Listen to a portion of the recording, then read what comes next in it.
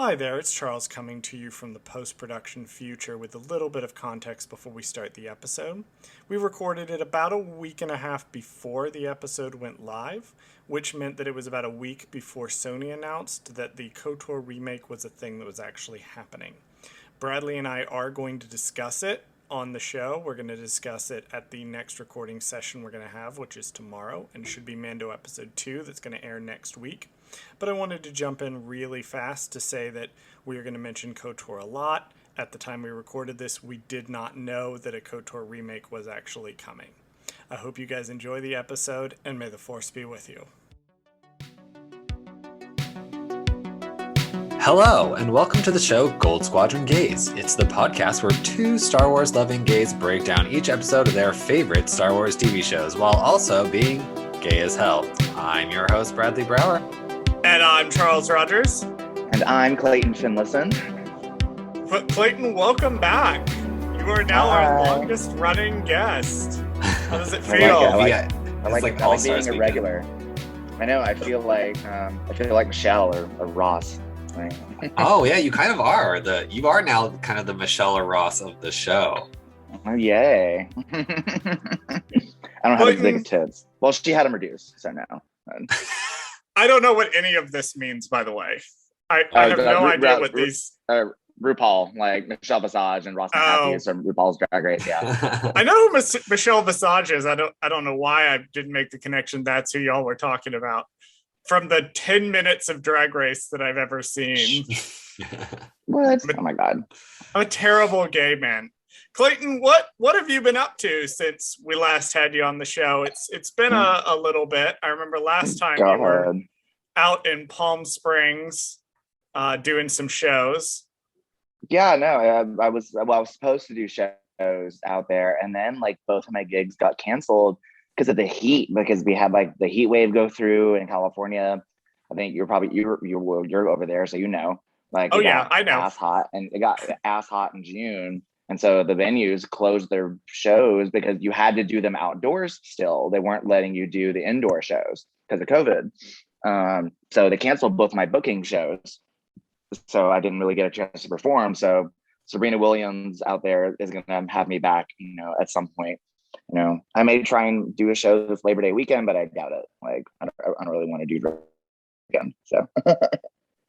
Anything happening right around now? I know that Dragnificent, the show that I guess you won the year that I was like in your pit crew.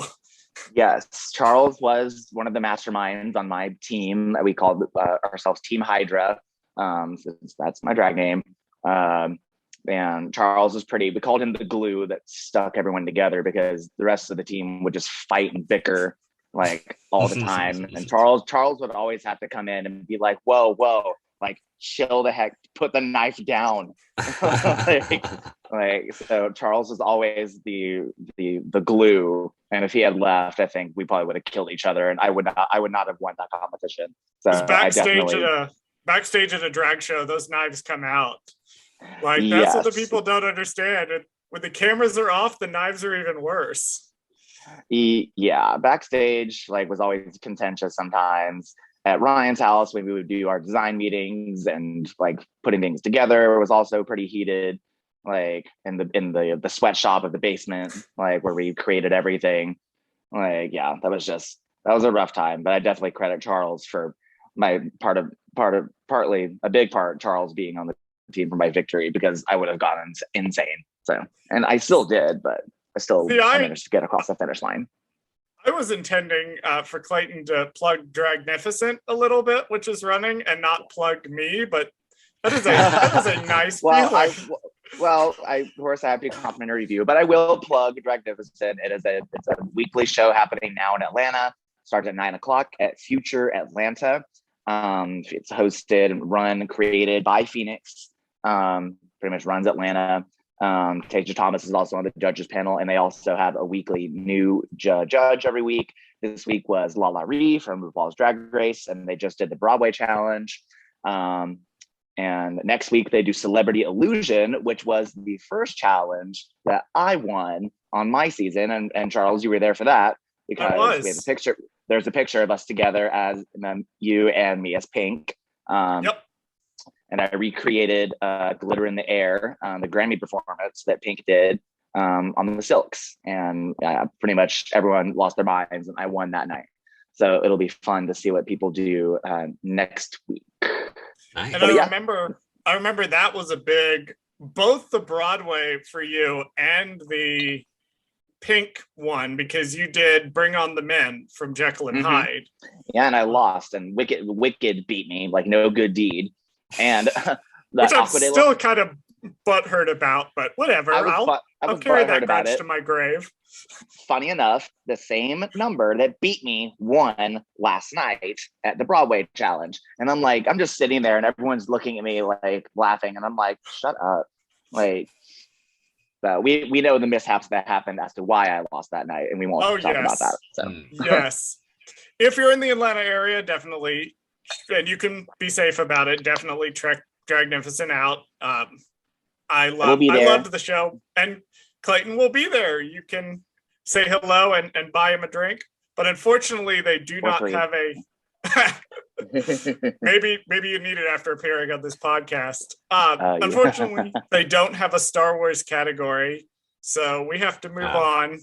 They should make one. I'm gonna try to do one. They should. I would fly back to Atlanta just to watch that. Oh my god! Honest to God. I'll make my own. I'll make my own competition, and there will be a mandatory Star Wars category. So excellent. We are going to be starting our deep dive into Mandalorian Season 2, filling the gap here between Bad Batch and Book of Boba Fett. Bradley is going to take the lead on this one because I did the summaries for Bad Batch, and I'm tired and I need a drink. Let's just dive into it. There's a lot to talk about in this episode. Yep. All right. So season 2, episode 1, The Marshal. The Mandalorian is drawn to the Outer Rim in search of others of his kind so that he may return the child to the Jedi. Instead, he finds a sexy Marshal on Tatooine wearing a familiar-looking armor. The sexy Marshal agrees to give the armor back to its people in exchange for help killing a great dragon. Having killed the beast, he leaves with the armor. The Mandalorian leaves with the armor as he's being watched by an old scarred man off in the distance. Clayton, one thing you liked about the episode and one thing you did not like about the episode. One thing I liked about the episode, the thing I liked the most was the involvement of the Sand People, I think, because you got to see a completely new perspective of the Sand People and like the Tusken Raiders and who they are as a people and like that how they communicate exactly. And the fact that Mando knew how to communicate with them using sign language and their dialect, what I thought was probably the coolest thing to me. I value that a lot because it really makes you think about their involvement in the whole rest of the Star Wars saga, and it puts them in a different light. So I really liked their integration in this and their involvement, and it a positive spin on them, I guess. So I liked that a lot. One thing I did not like. This is hard. This is a I know hard because one to do. I really like the episode. I'm gonna be nitpicky and be kind of a purist on how they did their interpretation of the Krayt Dragon. Because I am a purist in terms of the Krayt Dragon was basically, it came out of the Old Republic, the Star Wars Knights of the Old Republic universe. And so they basically took that and centered the episode around it. And I don't know, I feel like they took some liberties, that I'm not just sure about. I wouldn't say I don't like it. I'm just uncomfortable and I'm trying to get used to it. So, I have but some trivia. But we'll talk about that. I have some trivia. We'll see if you still feel the same way at the end of the episode. Okay, good. Charles, what's one thing you liked and one thing you did not like? Oh, Lord. One thing I liked and one thing I did not like. So I actually have my note here. I just want to bring this up. My very first note is this show. God, this show is so fucking good. I forgot how good this show is.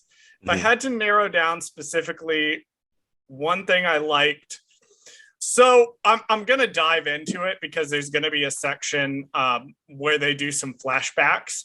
And we're going to talk a little bit about the relationship between this episode and the Aftermath trilogy. I really loved how this was one of the first times that we brought something from a book into live action in a really tangible way. It kind of echoed for me when Saw Gerrera was brought from animation into live action. And then again, Maul being brought from animation back into live action.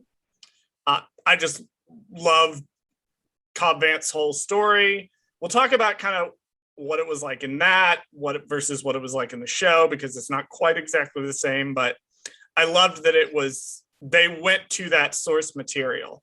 And especially considering sort of how easy it might have been given the out of universe stuff that happened surrounding the Aftermath trilogy for them to overlook it. But the fact that they went back and did it, I thought was really cool. One thing I disliked, I do like overall how the tension between the settlers and the Sand People, it isn't given too much attention versus the main plot of Kill the Crate Dragon, but I felt it lacked a really tangible payoff. Like it's missing maybe one little beat that would have that payoff in the final battle. And like Clayton, this is super nitpicky, but that would be the only thing about this episode maybe that I would change, would be maybe adding one more little beat where maybe it seems like the settlers and the Sand People aren't completely gonna fall apart at the last minute, and then they come together and it's like a super quick moment, but it doesn't happen. They get that kind of fades away off screen. What about you, Bradley? One thing you liked and one thing you disliked? So I'm gonna be difficult and say that my like and my dislike were exactly the same. Oh, Jesus. So one thing I liked about the episode was that there were really fun little Easter eggs all throughout the episode for people who like, Star Wars to kind of look at and gawk at and be like, oh, there's that thing. One thing I did not like about the episode was that there were so many fucking Easter eggs in this goddamn episode that after the first 3, I want to say, I was like, all right, you guys need to fucking chill. Like, we get it. It's Star Wars. And yes, that thing was in the prequels. That's fun. But like, again, like another one, I felt like it kind of was just like kind of the last Tatooine episode. It was very much like, how many Easter eggs can we fit in a Tatooine episode? Like, I feel like that's like the rule of thumb now on this show. And they didn't even stick to, like, you wouldn't even get half of them because you can't read. Like, half of them are from, like, the Aftermath books and the Dr. Aphra comics. And, like, if even you thought there was too many references... That's pretty sad, because if I only understand half of them, that means there's another half I don't understand that are in there. Don't worry, I got them all. We start off the episode with Mando and the child visiting underground Atlanta to enjoy some secret fight club. We meet a local Abyssian Gorkesh who tries to steal Mando's armor, but after some heavy negotiations gives up the location of a mysterious Mandalorian. What did you guys think of this first part? I liked how the child got to be an actual character and emotive and react to things this time. Yeah, they cheated it in the trailer, but we kind of get it in this same little part when he's fighting the guards. That we get that little comedy bit of the child kind of hiding in his little container thing. It just gives him more to do.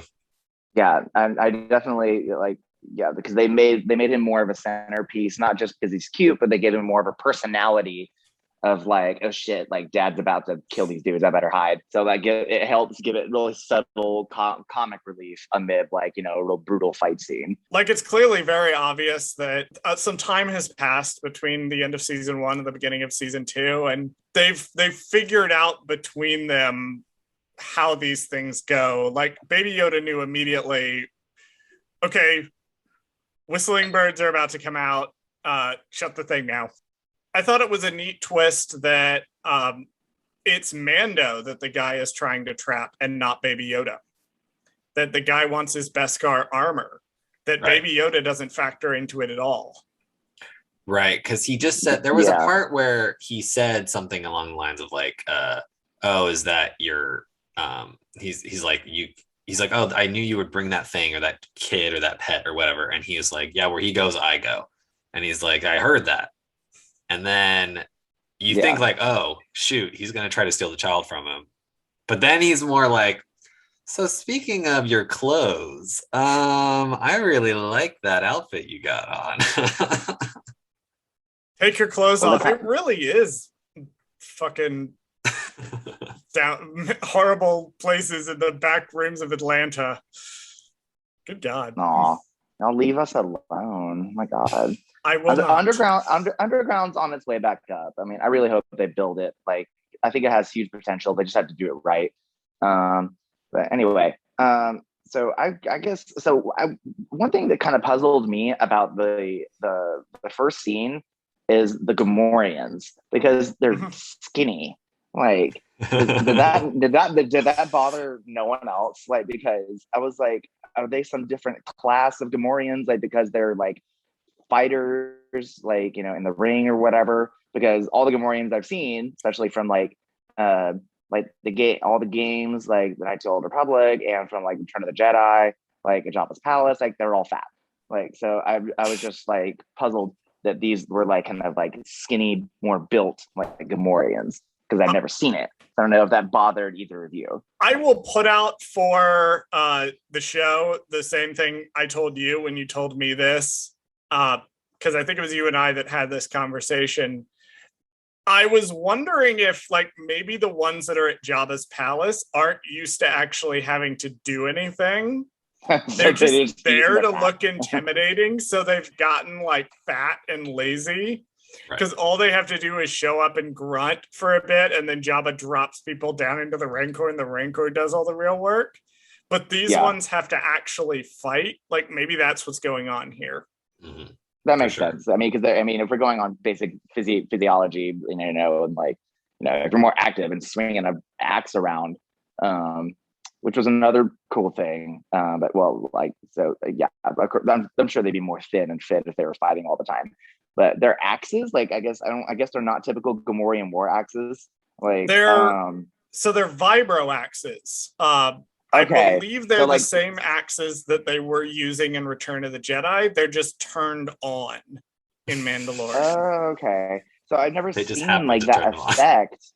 So even the vibro swords, the vibro swords in the games, like you don't even have that effect, I guess. So that was a neat effect that actually they implemented. Like, it was a small detail. It was a small detail. Yeah, we saw the knife in season 1 that'll use the vibro knife. Right, and he uses it here too when he fights. Yeah, when he fights some of the thugs or the goons that he fights, one of them actually, fun fact, is a Zabrak or whatever, a Darth Maul species that he stabs with the knife and kills. Yeah, it's interesting because vibro swords are kind of like in KOTOR, they're that shitty sword that you get right at the very beginning that you have to use before you can get a lightsaber, and then you will use that for the rest of the game. And here it's demonstrated that no, they're actually like good weapons. Yeah, but they did not showcase them in KOTOR, or with that much effect. But I don't know. That was a game made like forever ago, so maybe that's why. It's like early to mid 2000s, I think, was when it came out. Because it was after episode 1. I know that. We'll just have to have Dave Filoni and Jon Favreau do the remakes of new KOTOR games. So. I have heard rumors, but we won't address them. I have too, and I will scream for joy if they make a KOTOR 3. You guys want to hear some references in this scene? Yes, absolutely. Let me tell you the ones I have, and then Bradley, you can tell me any that you miss that I missed. I only have one reference that I wrote down, so there you go. I have 4. Oh God, okay. The flags hanging from the ceiling, not a direct reference in show, but they are evocative of Maz Kanata's castle on Takodana. Okay. Number 2, speaking of The Force Awakens, we actually see Constable Zuvo, who famously got a promotional photo and an action figure for The Force Awakens and then wasn't in the finished film. So we finally get him. Mos Pelgo that he mentions. Now it's crucial to the plot, but if you'd read Aftermath or you were familiar with Aftermath, Mos Pelgo you immediately perked up at because you went, isn't that where the guy with Boba Fett's armor is? And finally, and this one's a super deep cut, he mentions swearing by the Gatra. The only Gatra that exists in canon is the droid Gatra. It's basically a droid revolution crime syndicate type thing. Okay. It's tangentially involved in the novel Tarkin, which I just finished reading last week. But it's tangentially involved in the plot of that. But more importantly, the droid Gatra were Dr. Afra's previous employer before she came into the service of Darth Vader. They were the ones that sent her to do the things that kick off the plot of basically all of the comics. God, the people who make this show are nerds. Gee. Nerds. That's funny. This is not even addressing the wall of graffiti that we do not have time to get into. I didn't even bother. I looked. That was part of it, and I didn't even bother putting it on there because I was like, "There's too much stuff." I should have probably at least looked up the artist who did it because it's a very prolific graffiti artist who did it, but I don't know his name, so I'm sorry to him. They did a feature on him, I think. Yeah. If you watch behind this, the Mandalorian or whatever, they did a feature on him and how they implemented graffiti, and like he's really great. Yeah. Really cool stuff.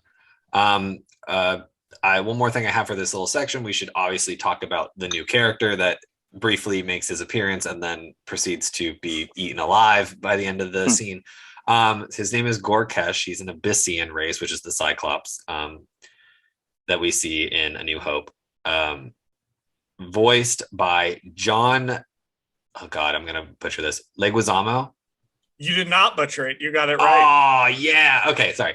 John Leguizamo, which for gay reasons, I'm only going to mention this one film that he was in, which is called Tu Wong Fu. Oh, shit. What? Oh, fuck. I didn't even... Oh, my God. He plays Chi-Chi Rodriguez in Tu Wong Fu. He plays Chi-Chi? Mm-hmm. Oh, my God. My gay heart. Oh, my goodness. Which he was nominated for. I'm going to have to Golden go back Globe. and watch it. If you're listening to the show and you're under the age of 25, Tu Wong Fu is a classic gay movie. Please go watch it. It is good. It actually I hate that I'm above that like minimum age range like now. I'm like, oh, I'm still in the youngin crowd and I'm sitting here at 28 and you said 25.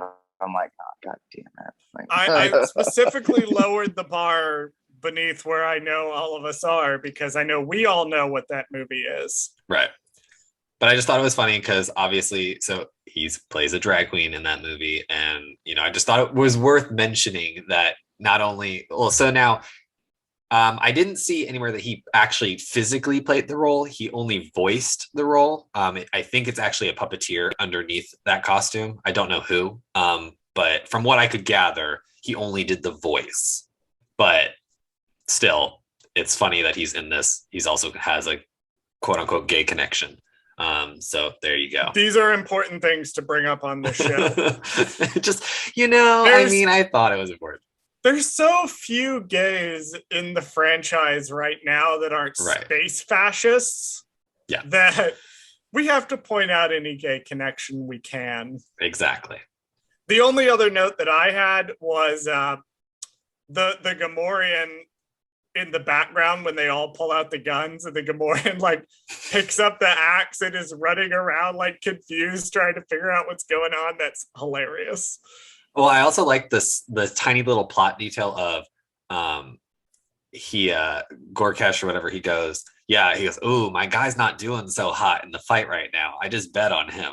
And he's like, and then he proceeds to cheat by shooting the other guy in the chest and stopping the fight so that his guy could quote unquote win. I just thought it was funny that that guy was like so confused. He was like, "Oh, what just happened?" I loved it. Next up, Mando heads back to your favorite ball of dust, Tatooine, where he parks his ship with Space Amy Sedaris, aka Pelimoto. She tells him where to find the town of Mos Pelimo. Yeah, so Pelimoto's back. Finally. We love this. I love her so much. This. Fun fact, the second time around watching this scene, I was noticing she was like, she's like generally like working or whatever in her little workshop. And I didn't think anything of it the first time. The second time around, it looks like she's working on a pod racer engine. Really? Yeah. So go back and look at it. It looks like a big pod race engine. And I'm thinking like, I wonder if she's involved in pod racing somehow. Because I guess there might be some kind of pod racing element still going around. Well, it's interesting because on the map, you can actually see this episode actually establishes Mos Espa and Mos Eisley are pretty close together on the map. So it wouldn't be beyond stretch of the imagination to think that they regularly have pod races in that giant fucking arena that they just have there on this desert planet that can barely afford water, but the Hutts can build this big pod racing racetrack. Like, okay, Jabba.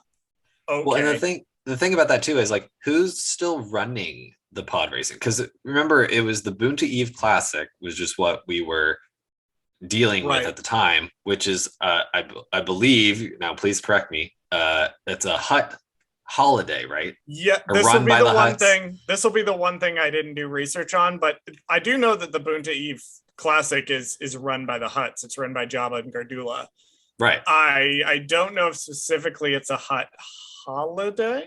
Oh, okay. I just didn't know. I just figured they were in charge of everything, I guess, at the time. So I guess maybe they're just promoting it or something. But yeah, I was like, who's running it now?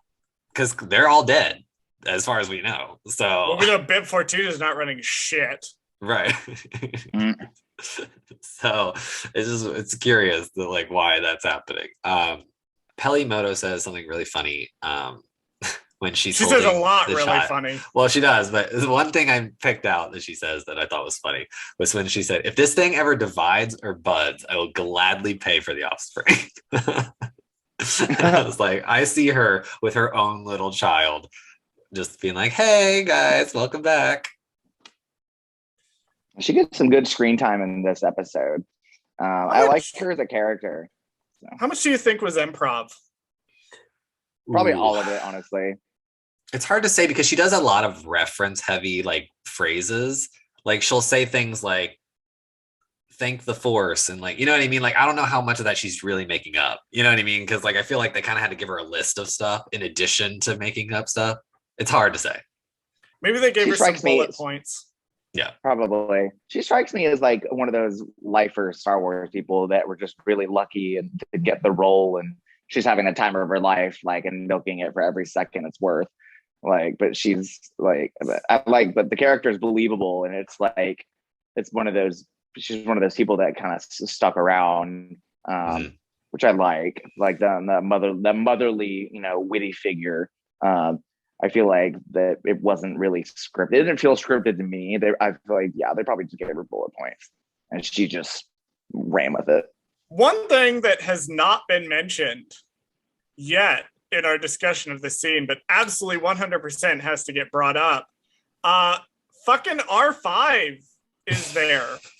Oh yeah. I mean, I wasn't sure if you were going to include that in your little Easter eggs. Oh, but, I will. Like, okay, it's not an Easter egg. It's right the fuck there. It is explicitly in the scene for a good solid 30 seconds. It's like, oh, here he is. Here's the back of his head. Oh, here's the. I mean, so much as like the detailing of like you can see the spot on the back of his head where he blew up in the movie. Like the details. I have learned in the intervening time about, because I've read some of the short stories from a certain point of view, A New Hope. I hadn't read that one, the R5 one. Apparently, his whole deal was like he just really badly wanted to be useful to somebody. So I feel bad for him ending up with Peli Moto of all people, who just berates him all day. Yeah. I'm just like, I feel so bad for you. He basically you is like so much better. He's like a bad Roomba that she's like, ugh, like good help is so hard to find these days. Like, like I just can't. He's so slow. He's like basically he just barely works. Like I basically have the oldest model doing ever. His best. I love it. He could have been melted down for parts, so I think he's fine. That's true. Question though, what does she use him for? Because clearly she uses the pit droids for the most part in her job, I guess. And then he's kind of there, but then like when she even like he's sitting in the corner like waiting to be called upon, and then like she's like, "Hey, come here and show me the map." She's like his cell phone. I have an answer for this. Yeah, probably interfacing with ship systems. If I had to take a wild guess, possibly doing any sort of maintenance or any sort of control, maybe on the garage itself. Odd things that she just needs done, storing maps of Tatooine, for instance, inside his memory bank. Not even just maps, old maps. Look, we know that the astromech droids in general are good for a lot of different tasks. Now, I don't think she's using him for his primary function, which is the primary function of all astromech droids, which is war crimes. Probably not committing any war crimes, which means R5 is not living up to his true potential. Right. But that's okay. Chopper will make up for it. I was just he's not Chopper racking up like thousands of deaths. Up next, Mando takes a speeder bike to the old mining town of Mos Pelgo. At the local bar, Mando is confronted by the Marshal wearing Boba Fett's armor. After a drink, a standoff, and the murder of a bantha by a great dragon, the Marshal tells Mando about the town's problems and convinces him to help get the armor back. I have lots of notes, but I have to jump in real fast before we get into the meat and potatoes of this scene to talk about the journey to Mos Pelgo. Did you guys catch the interesting foil to Attack of the Clones? No, I'm sorry. I didn't. Wait, what? Say that again? It's a foil to the same sequence in Attack of the Clones. So right about, they're kind of the same, roughly at about the point in the Attack of the Clones ones where Anakin talks to the Jawas, Mando talks to the Sand People. The Sand People that Anakin murders. So in this version of the same sequence, they put in that bit where he rests and talks to a local, but this time they included the Sand People as those locals. Interesting. I didn't maybe make not that a parallel. reference, but yes, it was nice. It wasn't exactly a reference. It was more of like an echo. It's very much like everything in Star Wars echoes each other. It's very like, oh, that kind of looks like that thing that they're doing. But yeah, no, I liked it. The scenes were gorgeous. I mean, all the sand dunes and like him on the bike were pretty as fuck. I actually, I have the bike Lego set, and so I got really excited when I was seeing it. It's funny.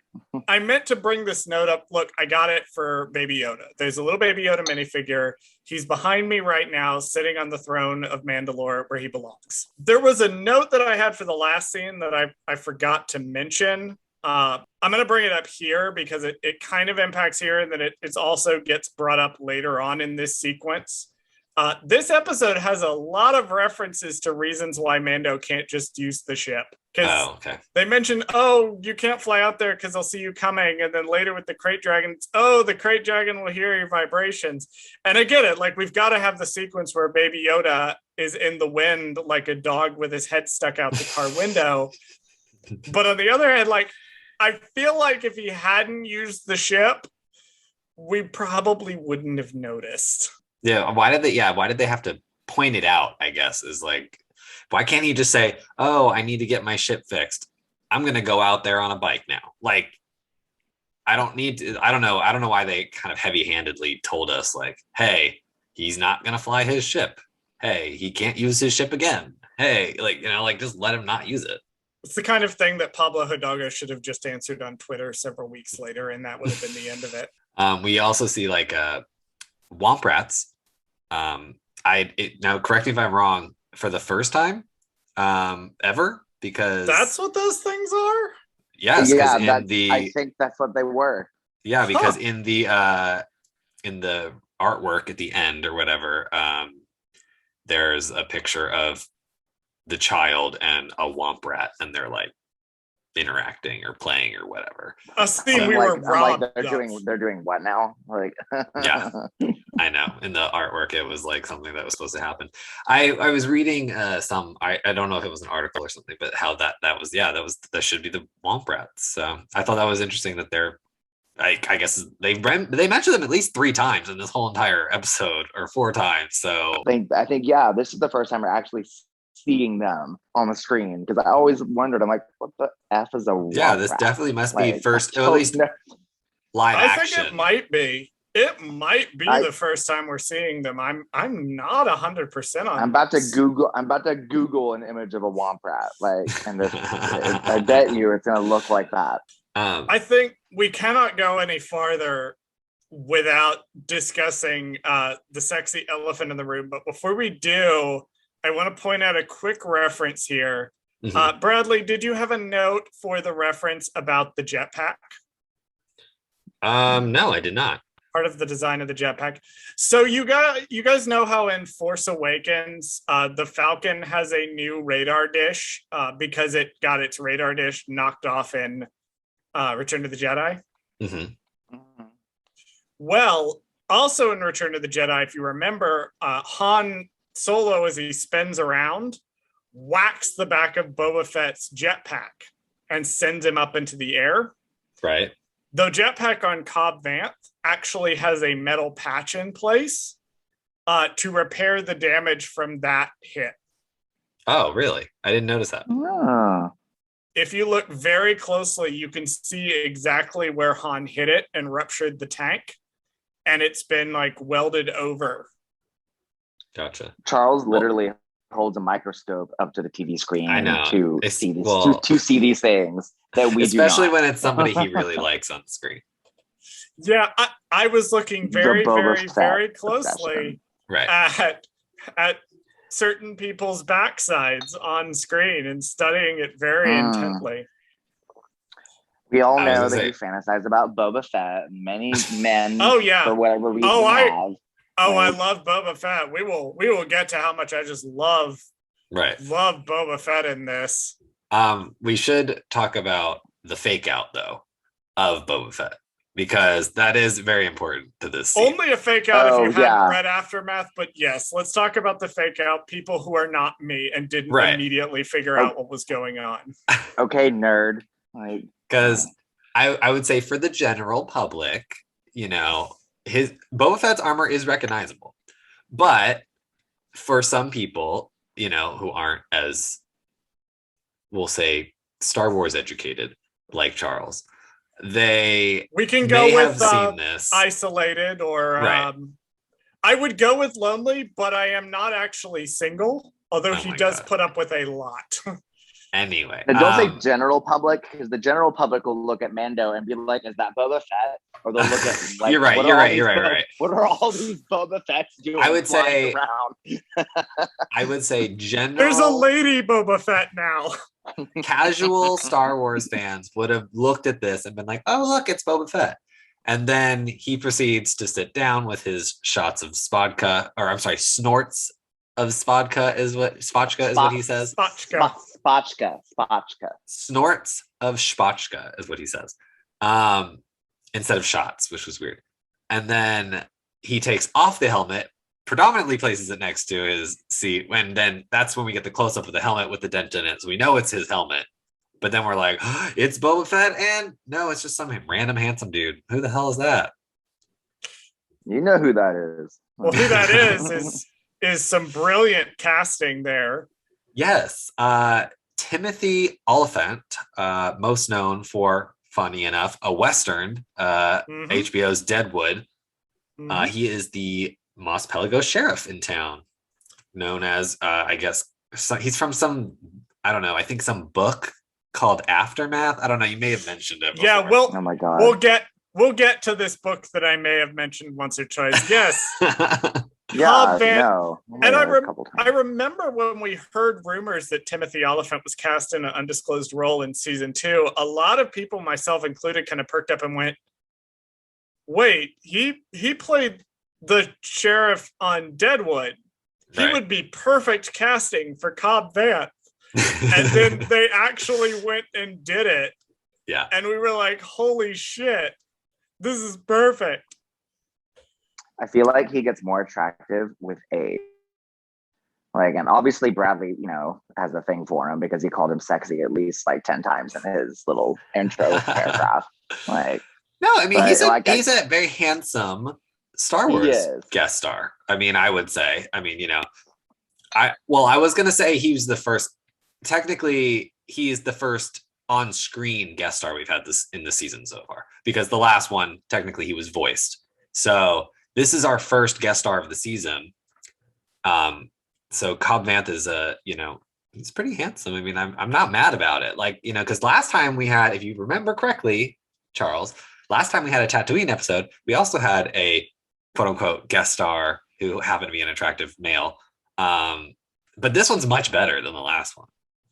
Who you referencing? Who's the other attractive male? Oh, you mean the bounty hunter? Twink. Like, the twink. The he twink. Wasn't a twink. The he was demon just twink. It wasn't a twink. Like, what do you think a twink is? Like, it's not him. He was dumb enough to. Let's see. He was dumb. He was annoying.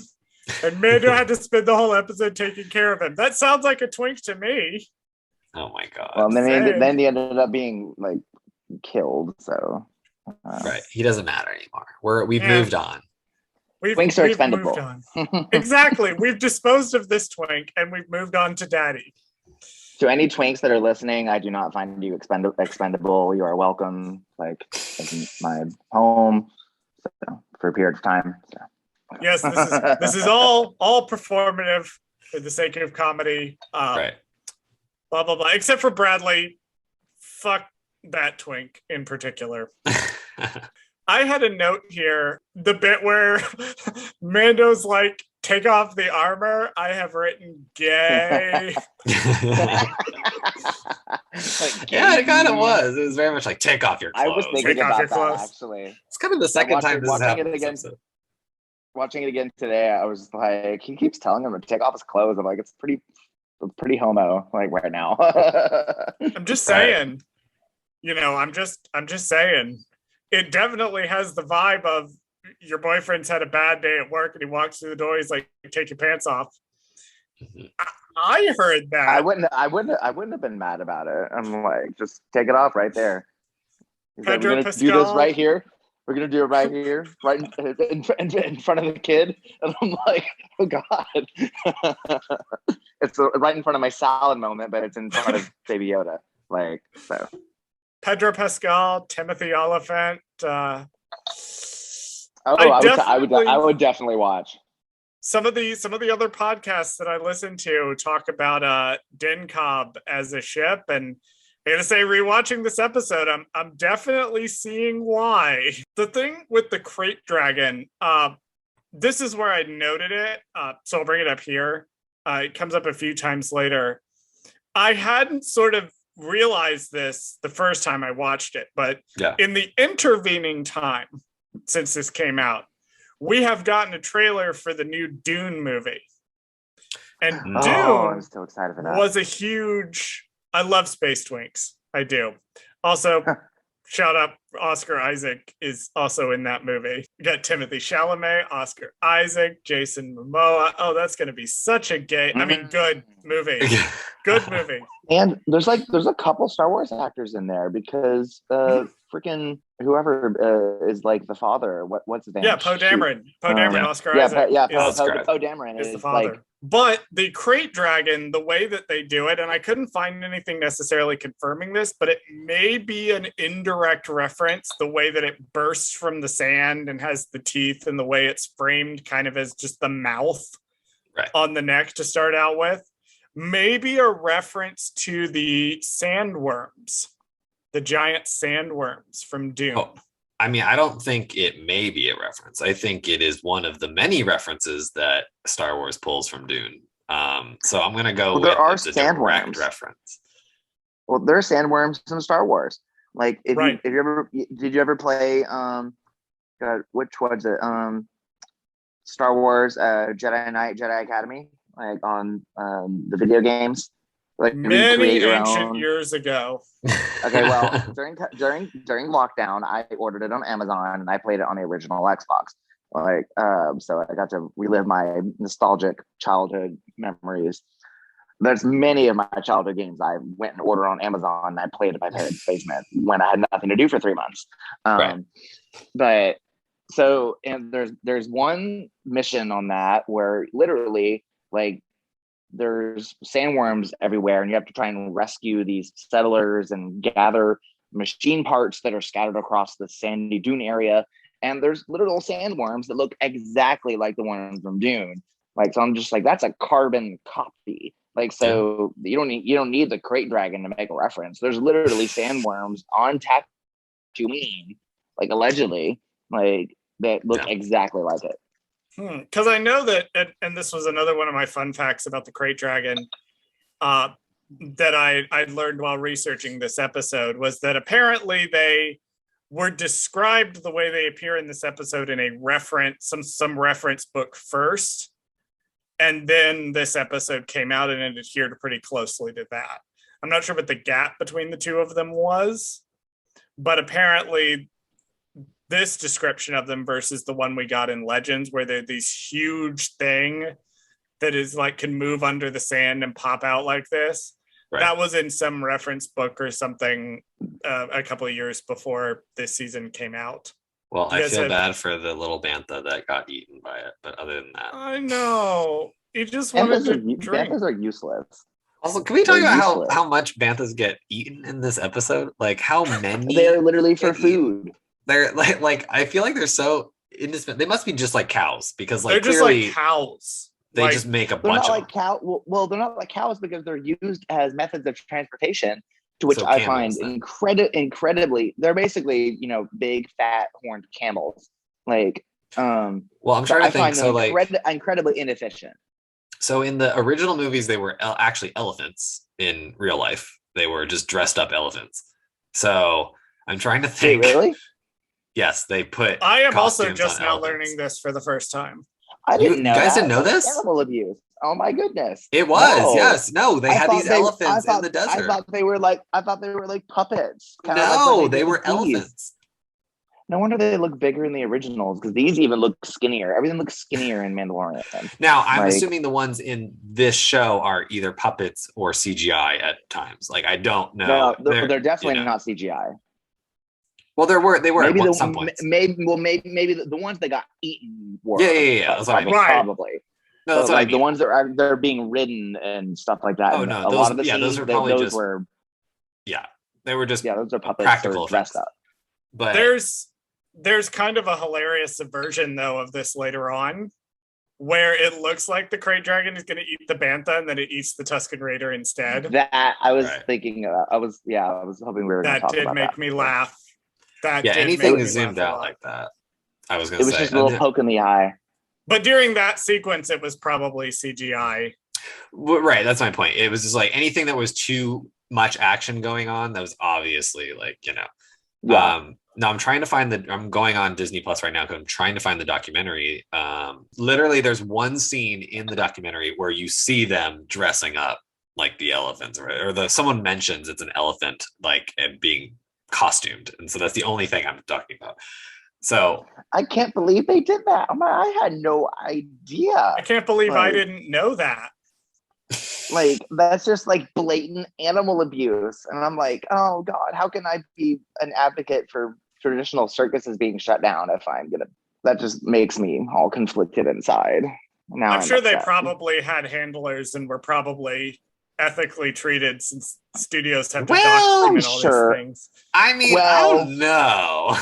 We don't know that. I mean, can you imagine how freaked out the elephants were? Like, what the fuck are they putting on me? What is this? Like, those poor things. You want to? Okay, so you want to know like a smart too. I just looked it up. So a fun fact: there was an Asian elephant named Marji, Mardji. I can't say that right. She played like the main bantha in A New Hope, and on the movements of her walking, they recorded her walking. Were used for reference for the AT-ATs in Empire Strikes Back. So that makes so much sense now. Oh wait, and even one more little fact for you: elephants were also used in the sound design of the film. The sound of the TIE fighters' engines were a result of mixing cars and the trumpets of elephants. So there you go. What? Elephants are very significant in all of Star Wars. Oh my God, I'm having an internal crisis right now. We've gone way too long on banthas and elephants, but I'm just had to throw that out there. Up next, Cobb Vanth and Mando hop on their speeders to head to the Dragon's Lair. On the way, Cobb reminisces about the destruction of the Death Star 2, how the town's celebrations were cut short by a power grab from the mining collective, and how he came across Boba Fett's armor. Okay, so I have a problem with the casual conversation happening on speeder bikes. No, it's not just casual conversation. It's full on flashback where he's this is my life. Literally, I'm like, this is something that that should have been a conversation on a campfire on a stop on the way to Mos Pelgo. Like, well, I don't know the distance or whatever, but like, having a casual, like, let me tell you this story casually while we're speeding hundreds of miles an hour on a speeder bike in the middle of a desert. And I'm just like, this just seems unrealistic to me, but okay. Like, are those things loud? Like, how are you going to be able to hear? They have to be. That's like a fucking pod racer engine. Yeah, and so that's why I was like, this is kind of the most far-fetched thing for this episode, for him to just casually like tell the story of what happened after the Death Star exploded and all that, like just on the speeder bike on the way to Mos Pelgo or to the Crate Dragon. I'm sorry, and I'm just like, this is, I'm not buying it. Like they could have done this differently. So I took issue with that in my first and second viewing today. Can I do the thing now, Bradley, that I've been waiting to do? Do it. Okay, let's talk about Aftermath. Let's talk about Aftermath. But before we do, I'll give you guys one fun fact before we do that's not about that, and then I'll explain why this sequence is such a big deal. So when the Death Star 2 explodes, there's Orabesh writing at the bottom. Do you know, Bradley, what translated it reads? Yes, I do. It says, local Ewok steals someone's milkshake from... I'm just kidding. I have no idea what it said. What did it say? It's because we're not nerds. It's part of the title sequence for Return of the Jedi. Oh. It's little did Luke does Luke know that the Empire is building another Death Star bigger than the other one line from the opening title crawl of Return of the Jedi, translated into Orabesh. Interesting. Is what's ringing the bottom of the Death Star 2 exploding. I wish they would have put something funnier, like for the people that actually took the time to translate it, like you. Right. I wish they would have wrote, if you translated this, you are a nerd. That would have been funny, actually. And there has to be something down there. So, it can't just say terrorist attack resulted in explosion of Death Star 2. Well, we all know that would be Fox News headlines, is that terrorists blow up the I don't even think they would call it the Death Star. I don't know what they would call it. But you're right. What would they call it? Side of the Empire.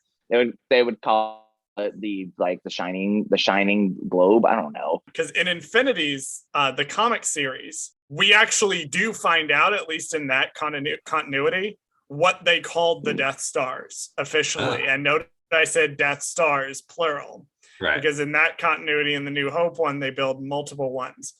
And I think they call them like the Peace Stars or something like that. It's like the Peace Stars, the Justice Stars. I think it's Peace Stars that they call them. Huh. Speaking of books, so this scene was somewhat contentious. We're going to dive into I was going to say, this. I was going to say, is there anything else we need to like Easter egg wise get into before you start on your backstory before I get into this? Right. I was trying to say, let me see if there's anything else. Oh, we kind of slightly mentioned it before. Cobb's speeder obviously is a pod racer engine, visually similar to Anakin's pod racer, if not the exact same fucking one, because it's the exact same. It looked exactly the same. But I just wanted to get that out of the way, so we had all the little mini Easter eggs before you get to your. Does the Camtono of ice cream count as aftermath? I would count that, not as aftermath, but I would count it as a reference. The Camtono is always a reference to Empire Strikes Back.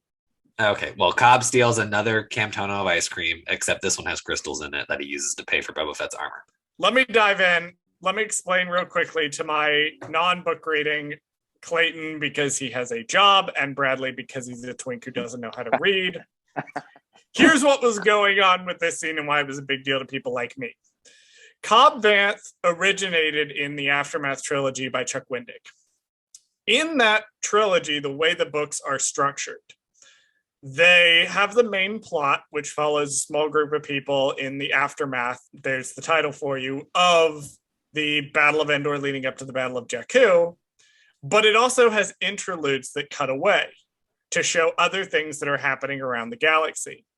One of those interludes per book follows the 3-part story of Cobb Vanth as he gets the armor, the Boba Fett armor, from a Jawa sandcrawler and becomes Marshal of a town.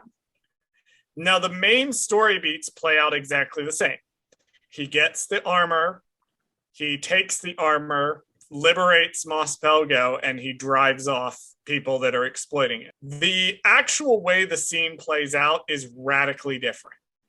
So you have, it's like, this was the Caleb Doom scene in Bad Batch. This was the prototype for that. Where they took something that had already happened and retold it a different but equally canon way. Right. That was somewhat contentious at the time, but it's also interesting that the writer of Aftermath, Chuck Wendig, he also wrote the Force Awakens comic adaptation. He was actually fired from Marvel Comics. And by extension, he was fired from the Star Wars license, and some of his projects were canceled. So he didn't really acknowledge Aftermath that much for a little bit after that. This was a major thing that incorporated part of that book back in. And for fans of that book, it was a really cool thing to see. Now, Wendig did go on. He had no idea this was coming, but he did write a few tweets and then a blog post basically saying that he's fine with it. He likes it. He's still a Star Wars fan, despite what happens. He has his own stuff he has to process, but it was cool to see in this way. So that's kind of what's going on with that. The Aftermath books had a very similar story in the broad strokes of it, but the execution is very different.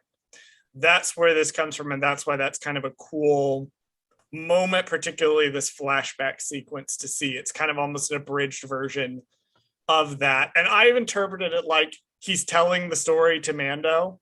So obviously he's gonna leave some details out. Who's to say it didn't happen the way it did in the book, and this is just the version of the story he's telling? Right. Or you can even argue that he's telling the story, but the flashback that we're seeing is just the way Mando is picturing it. So it doesn't have to necessarily be from Cobb's point of view. This is just what Mando is imagining is happening as he's telling him the story, thus as a abridged version of the story, basically. We don't really know the exact details because we didn't read the book. But I mean, you would know if you did read the book. But my point is, he's kind of telling an abridged version. He's not necessarily telling us every single detail because that would be boring. And then, he would crash his pod racer bike. And then I went into the Sandcrawler with another guy, and I was like, oh, you've got to get the Jawas to, you got to make some trades with them, and then they'll show you the good stuff. And then they showed us the armor, and then I shot the guy over the armor. It's easier to just say, I had a Camtono of crystals, and I gave them to the Jawas for armor. Exactly. Yeah, you want to paint yourself in the best light possible, right? So, like, he wants to kind of be like, oh, well, it was just, oh my God, it was such a struggle getting out of that bar. I really had to get out of there. And, I just happened to find some money lying around on the ship and I stole it all. And then I took that money and I went into the desert for 3 days and 3 nights and I almost passed out, but then the Jawas saved me. And then they were like, hey, do you want some really nice stuff for these crystals? And I said, no, I want that armor instead because I want someone's smelly dead corpse armor instead of a nice robot that you were going to give me or some of the other stuff they presented. They gave they're like, do you want this gun? You want this ARF-2 unit? You want I want something I have no experience using, but somehow I'm going to use it to destroy an entire platoon of mining workers. So it's also interesting that he's wearing the same clothes in the flashback that he wears around Mando. So it would make sense that the flashback is something that Mando is literally picturing in his head. Right. I also drudge that up to, everybody knows that characters in TV shows only have one outfit. So you have to wear the same outfit every single time. Otherwise, you break the laws of physics. That is true. Well, I imagine people in that village are also poor and they probably don't have a lot of clothes. So anyway, that's the recap of the entire Aftermath books. I will now recap the entire plot of the Padme duology that's released thus far. So brace yourselves. Or no, I will now recap the entire 75-issue Star Wars comics run. Let's go. Up next, after the story, the pair are confronted by the Tusken Raiders and decide to stay for dinner. During a brief argument, Mando uses a flamethrower to calm them down. In the morning, the Raiders take the pair to see where the dragon sleeps in an abandoned Sarlacc pit. The crew come up with a plan to defeat the dragon. So here's the thing. We learn a lot of information in this I'm calling it a mini scene because I try to keep all this stuff together.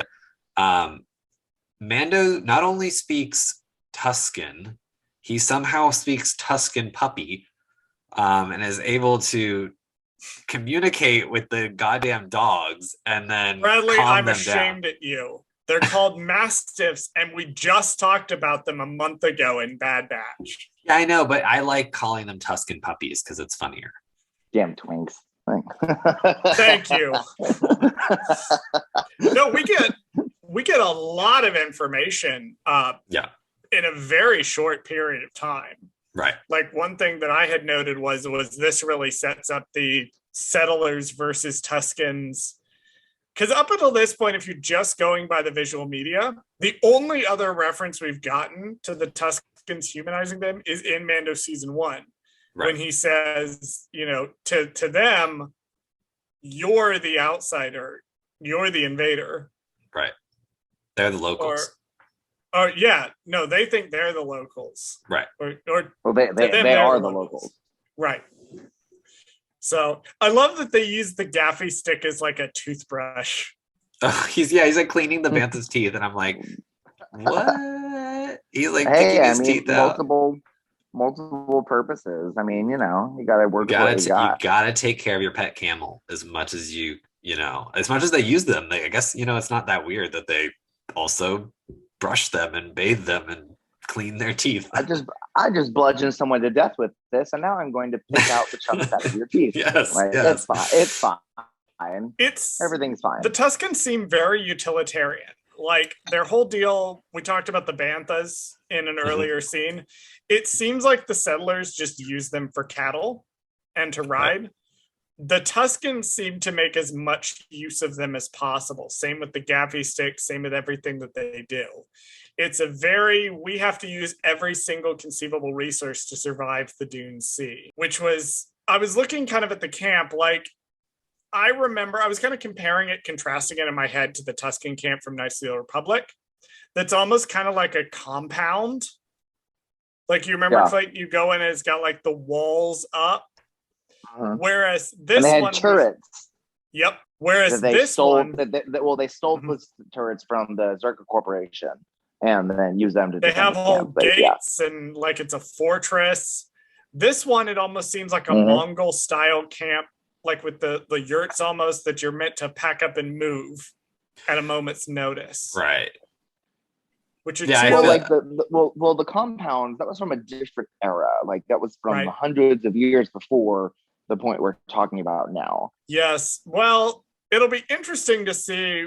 One thing that I like about what, I promise I won't dwell on this, especially since for reasons that we'll get to in about 2.5 months. But one thing I do like about what they're doing with the High Republic is that they've increased the difference between eras. So KOTOR is like thousands of years ago. In the old EU, KOTOR is like thousands of years ago. And it's basically all the same, just simpler. Whereas what they're doing now is I think they're trying to get more diversity between the different eras and have technology move at a slightly faster rate. Interesting thing about the Tuskens, though, if I'm remembering my Knights of the Old Republic correctly, is that in Knights of the Old Republic, they state the Tuskens have a religious aversion to technology or advancement. So they are ingrained in their culture that they have to remain exactly the same, which is why they're basically the same between eras. Yeah. They basically don't change. I would be curious if the new canon is going to do the same thing with them. Where they've just I'm surprised that they would use I'm surprised they would use turrets to defend their camp then if they had such an aversion to technology. Like I'm sure that must have caused some consternation. Yeah, amongst them. Well, this group of Sand people is the last time we see them in the canon, right? Like they're not in the new trilogy. There's no Tusken Raiders in the new trilogy. This is the last time we see them. Right. So at this point in the timeline, they're still nomads, or they're still nomadic as far as we know. They might go somewhere with them. They had a Tusken, a human that was raised Tusken ended up becoming like the big bad of the future comics in the EU. So do they go to Tatooine in the new trilogy? Because they go on. Yes. Right. Wait, when? Because Jakku is at the very end of Rise of Skywalker. They go to Tatooine, and we see like a sandcrawler. The end. Like, okay, besides that, with like, that doesn't who count. are you? I'm Rey Skywalker. I'm like, what? Right. Yeah, like, no, that doesn't count. That doesn't count. That does not count. No. Technically, that was on Tatooine, but we don't see any sand people there. Right. Exactly. Like, they would have this. Okay, no, I'm not gonna do it. We're not gonna get into my feelings on that scene, positive and negative. One of these days, I will dissect Rise of Skywalker in detail. Oh God, we're gonna need to be on. We're not on that day yet. We're gonna need to be high for that. Oh my God. Back to the Mastiffs though. I did appreciate the one scene where we see the one Mastiff looking at the child and being like, I'm going to fucking eat that thing. Like he's like licking his lips, like staring. And it looks like you can just see, I don't know if it was the animation or what it was, but it was just like the pure, like, that's a dog. Like you knew that was a dog. You knew that dog. You knew the movements. Like you can see your own dog doing that if you have one. You're like, I can see a dog begging or like looking at something being like, oh, I'm going to eat that. I'm going to really eat that right now.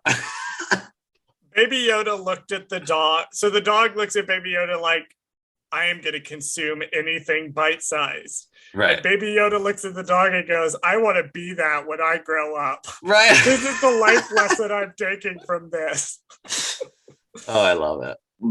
Baby Yoda's like, I eat frogs whole. Come at me, bitch. Like, we have to we cannot let this go by without addressing my nemesis, my archenemy, the bane of my existence, the flamethrower, and whether or not it was useful.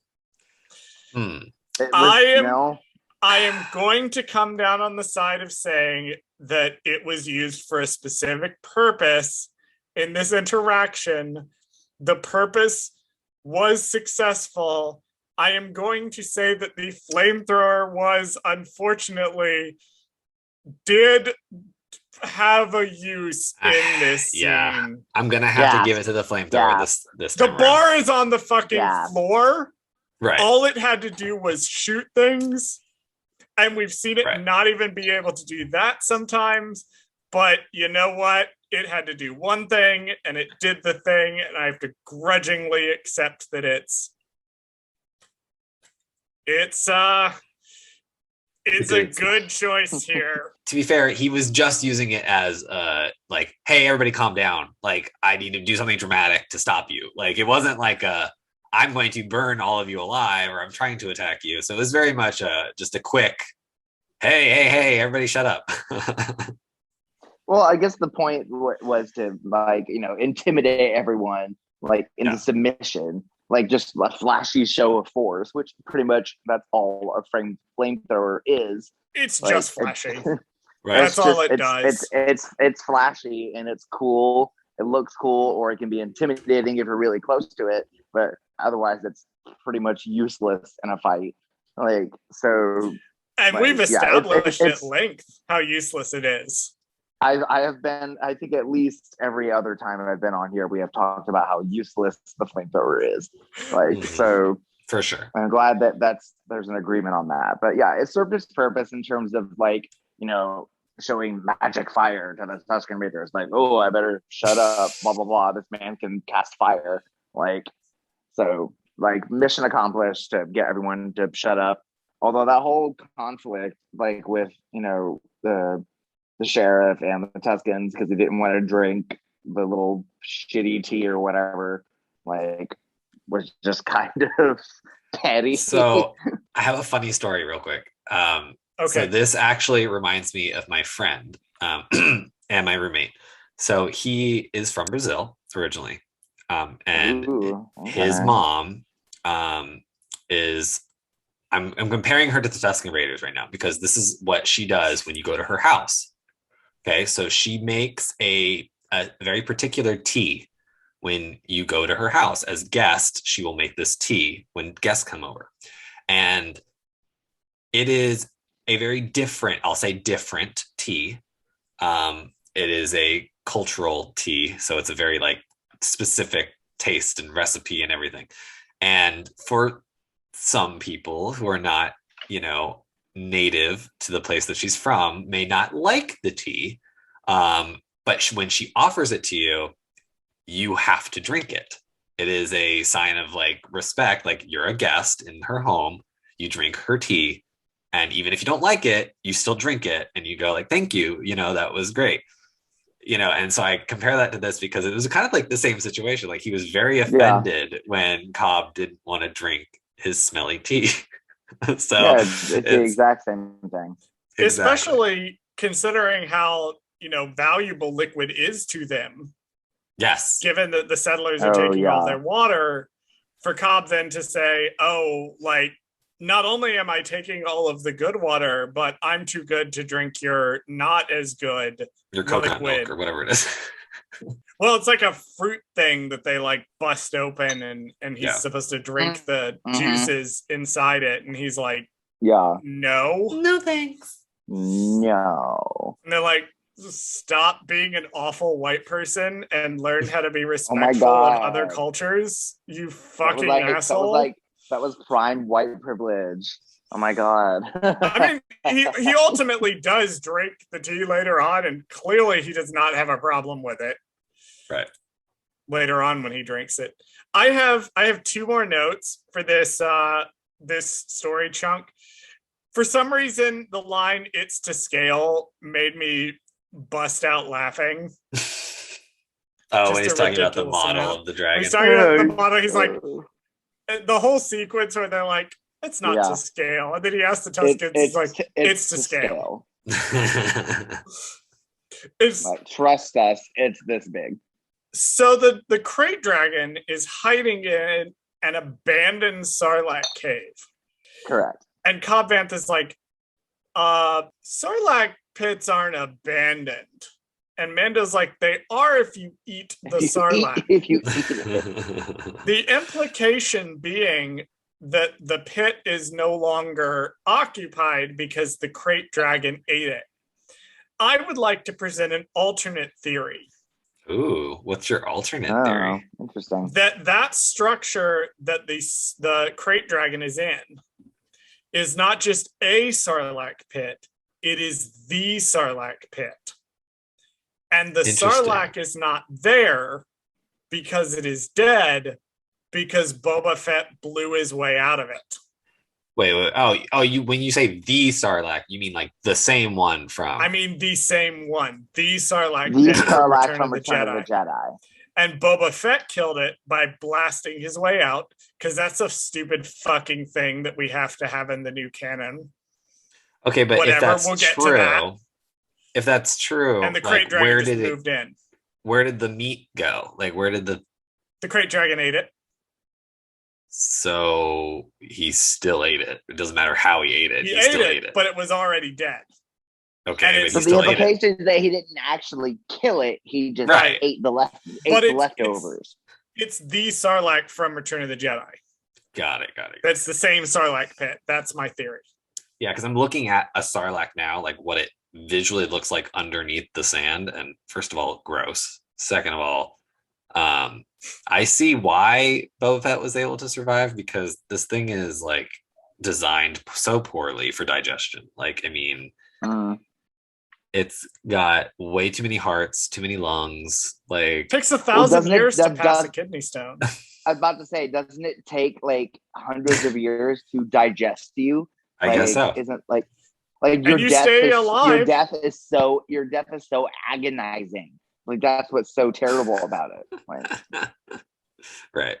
Up next, the pair head back to town to convince the local folks to work with the Sand People. They arrive in town and load up the Bantha Ubers with all the bombs needed to blow up the dragon and head to the lair to set up the bombs. I didn't really have much for this little section because it was just very like, we don't want to work with the Sand People. We don't want to work with the town people. Like, it was very much like, there wasn't really much there, but it was. They are alarmingly amenable to this. Like, they don't really Yes. push back that hard against it. well, I Yeah. guess they're smart enough to realize that there's a fucking dragon that will kill us at any moment, like if it feels like it.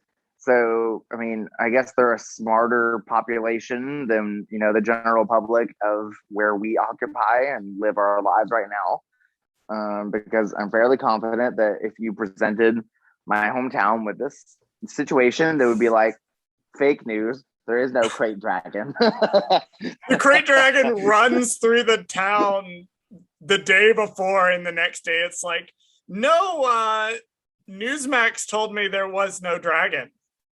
So Fox News said the dragon Fox is News harmless. said there was no dragon. They said the dragon is nothing to worry about at all. Been annoyed, like, if they were more resistant than they were in the episode. I felt like it was appropriate, like, because they really didn't want to take away from the focus, which was like, we need to kill this Krayt Dragon and he wants to get the armor back. Like, so I feel like it was appropriate. Like, I guess, like, if they had spent more time trying to negotiate, like, working between the villagers and the Sand People, I feel like it would have been more of a distraction. Like, so I'm not bothered by how amenable they were. Like, I was just more or less like, oh, okay, like, they're really on board with this. Like, so I guess agree. it was welcome to see it. I agree wholeheartedly. I think they struck overall in the episode of really good balance of saying, it's there and the tension is going to help add spice to the scene, but the episode is not about that. Right. The episode is about killing the Krayt Dragon. with that case, there's two things I want to bring up. So Cobb Vanth mentions that the Mandalorian Creed says that Mando can have the armor back. I was sort of curious, so I went to check whether or not we definitively know what's in that Mandalorian Creed, and Wikipedia didn't really have a good answer for me. It just said the Mandalorian Creed is the rules by which they live. Well, because the Creed is different than like how like Mandalore, like the actual planet, kind of govern themselves. Like, so the Creed was a very purist like point of view, like modern Mandalore that we know from like the Clone Wars and the Mandalorian Creed. Like, I think it's very divided in that context. That's an interesting point, that the Mandalorian Creed might be like a set of texts, and then you have people like Satine who are like, well, we're going to take the broad overarching interpretation of it, and then you have people like the Children of the Watch who are looking at it going, you have to follow every single rule in this to the letter, right? And if you break any of this, you're screwed. Like the Mandalorian Creed is more purist, like, and very hardline, unyielding, in terms of what they believe and what you have to live by. Our guest for episode 3, when we first learn what the Children of the Watch are, I'm very excited for her to come on because that's something we're going to talk about that episode. The way that the actual cult, the Children of the Watch, seems to be structured and how it's designed within the context of the larger world. Right. So that's something to keep an eye on going forward, is that's going to come up later this season. Exactly like what the Children of the Watch is in relation to how other Mandos, like Mando's thing, earlier in the episode, is the thing that really set him off was when Cobb Vanth took his helmet off. Right. Because up until that point, he thought he was that was a thing. Yeah. All we'd seen of Mandalorians in the show, if you're just watching this show, you know that Mandalorians don't do that. And we won't learn until episode 3 that no, that's actually not 100% there. The other thing I wanted to bring up is that Din mentions that the Tuskens have been on the Dune Sea for thousands of years. It's not a direct reference, but I want to take the excuse to talk about Knights of the Republic again anyway. Because in that game, where they established the lore for the Tuskens, they established that the Tuskens are one of the oldest human people in the galaxy. Again, this is all legends, it's all KOTOR, but it's still really cool stuff. That they were taken by the Infinite Empire to serve as slaves.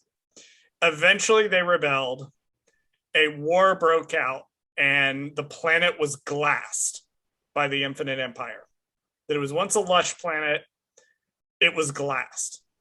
Glass chips away over time and becomes sand, and that's how Tatooine became a desert planet.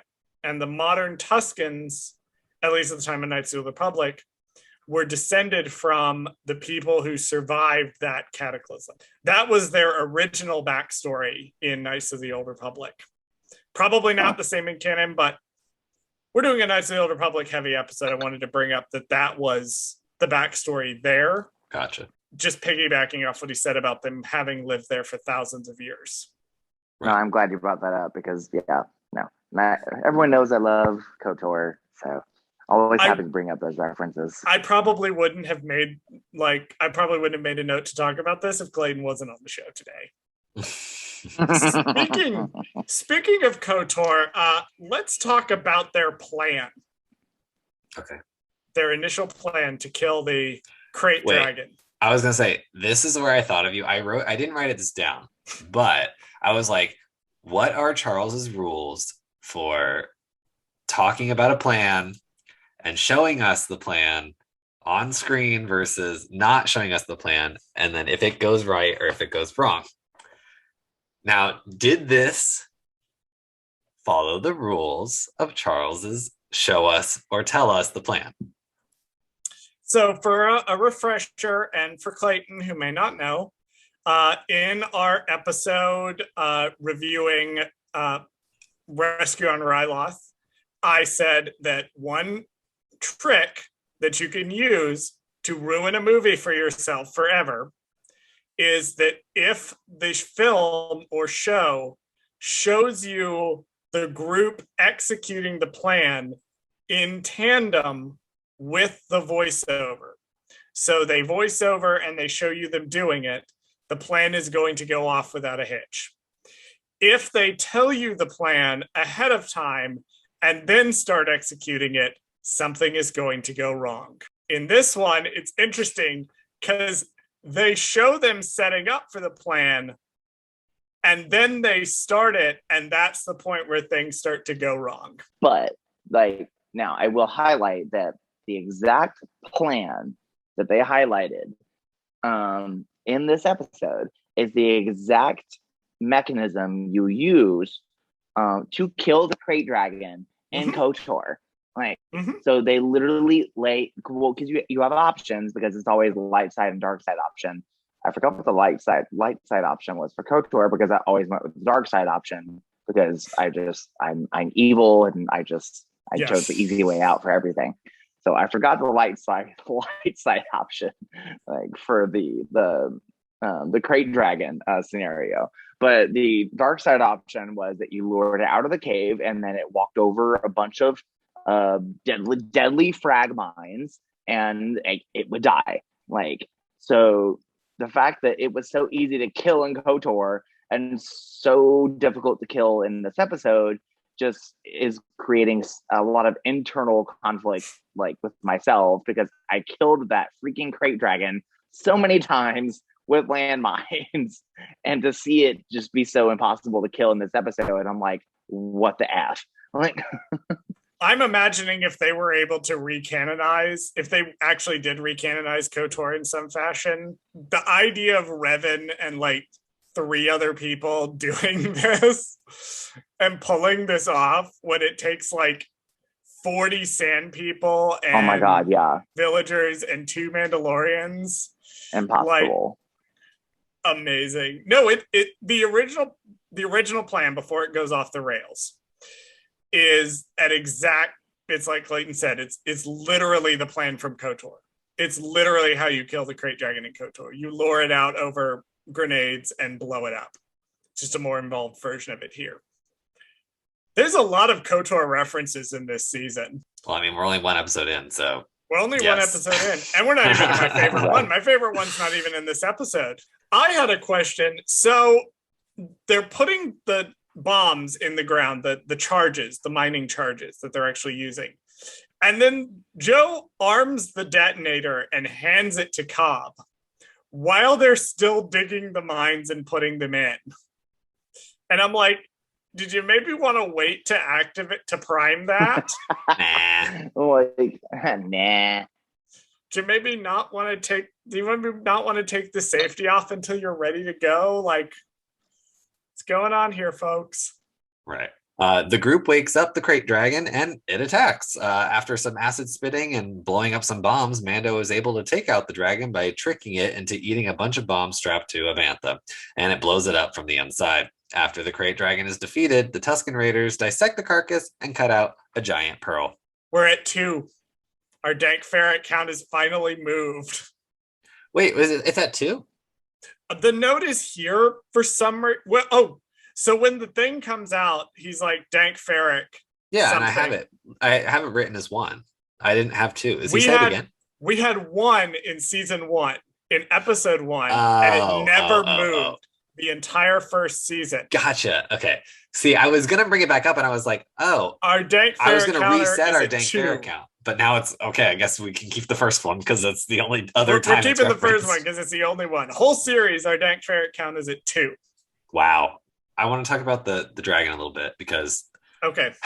I feel like they play a little fast and loose with the dragon's ability to travel underground. Like, I'm very confused at a few things that happen. I have such issues Like Okay, goes so- through rock at one point. Yeah, that's Like I it don't pops out understand. of the top of the thing. So that's why I'm confused because okay, so he not only does it come out, okay, so there's the cave, comes out of the cave, then it also goes back into the cave, goes underground, then appears at the top of the mountain, goes back into the mountain, and then appears behind them in a sand dune. Like, I don't understand where's the tunnels? Like, where's the creature coming from? It's all sand, is it not? It's not. Well, it's not the tunnels. Like it's like they've given it the ability to be able to basically like manipulate the sand and the texture around it to be able to travel freely throughout the sand dunes and the entire planet, basically. So it can essentially manipulate or melt, like I guess not melt, but like They don't say melt because then it'll turn to glass. So that doesn't make any sense. Right. So yeah, That's bad. don't melt. You don't melt the. Yeah, I'm not gonna say melt the sand. So, but it can manipulate the sand around it. It liquefies everything around it, so it can travel freely, like throughout, like whatever on the desert planet. But that is not the case in KOTOR. So I'm like, why the fuck was this thing so easy to kill in KOTOR? And then you give it the ability to liquefy sand, shoot acid out of its freaking mouth, like, and be enormous. Like, I have the note three times the size, like, of the one that you battle in KOTOR.